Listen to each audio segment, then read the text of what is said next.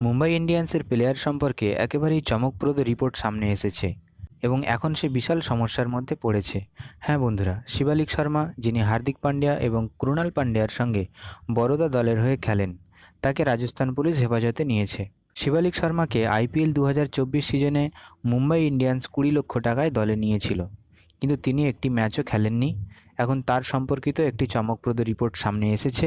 বলা হচ্ছে যোধপুরের এক থানায় তার বিরুদ্ধে অভিযোগ দায়ের করা হয়েছে এবং তাকে কোর্টে পেশ করা হয়েছে কর্তৃপক্ষের দ্বারা এবং জুডিশিয়ারি হেফাজতে পাঠানো হয়েছে।